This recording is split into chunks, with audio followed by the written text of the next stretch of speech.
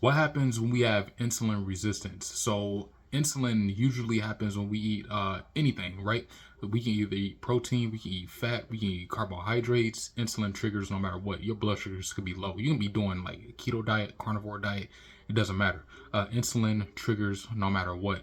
But what ends up happening is when you eat highly ultra processed foods. I know I say this a lot. Highly ultra processed foods, high carbohydrate sources of foods. Your insulin will spike even higher because the blood sugar will rise, and insulin takes to get that glucose out of the bloodstream, and it brings it to the cell to be stored as fuel into the muscles for later use, such as when you're doing some high intense cardio, high intense interval training, when you're doing strength training, any of those things, right?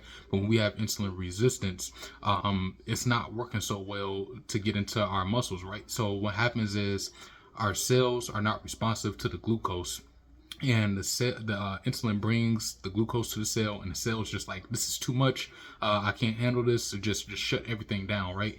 And then what ends up happening is the glucose is just floating out there, and it can either be stored as fat, or even worse, your blood sugars don't come down as easily, like it stays up. And when you're pre-diabetic, or if you have diabetes, you'll notice that when you wake up in the morning, or if you're just going throughout the day, you do a blood sugar test, your blood sugar won't come down, it's just staying up, right? And that's a huge issue, because we want our blood sugars to stay stable.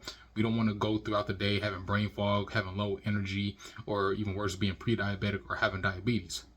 So the way to fix this is we got to lower our carbs, get them down to like 10, 15, or 20 grams at most. Pretty much the keto diet is something that you want to start with. It's something I definitely recommend, because I used to be insulin resistant, and once I started the keto diet, it helped me out greatly. So for you guys out there who may not know what that means, this means lowering your carbs around 10. Some people say keep them at 10 grams of carbs, but you want to get those carbs from leafy greens. Also, you want to increase your fats and proteins, food that'll help you feel satiated over a long period of time and keep you energized without your energies crashing and going up and down. Also, try limiting your meals. You don't need 6 meals a day. You don't need 7, 10 meals a day. Just start with 3 meals a day, go to 2 meals a day, and then go to 1 meal a day. But the 1 meal a day, I used to do that a lot. I don't recommend that, because you can't crush your metabolism unless you have another strategy of how to do it. If you do, let me know in the comment section below. But what you want to do is also do some fasting. Fasting is good, and it ties in with 1 meal a day. But I say, me personally, I say about 1 or 2 meals a day will definitely help you with weight loss. Because another thing that creates insulin resistance as well is eating too frequently, like the 7 meals or 10 meals, as I just said earlier.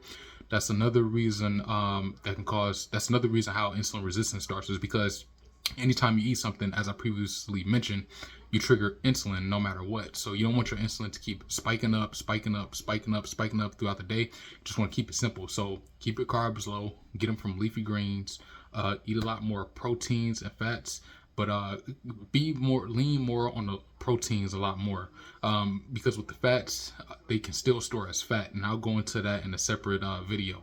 But with fats, with like fatty cuts of meat, I would recommend just go with the more protein style meats, because with the fatty meats you can overdo it, especially if you want to add other fats into it. So proteins is what you want to focus on. Leafy greens, do some fasting, go within like 2 meals a day or 1 meal a day. Try just 1 meal a day, 2 or 1 time out of the week. And then also, this is another thing I forgot to mention, incorporate some cardio, some strength training, some high interval training, and it keeps your blood sugars low, keeps your energy stable, and you won't have to worry about, high carbohydrate meals, having your blood sugars go off the charts and your insulin levels going out of control.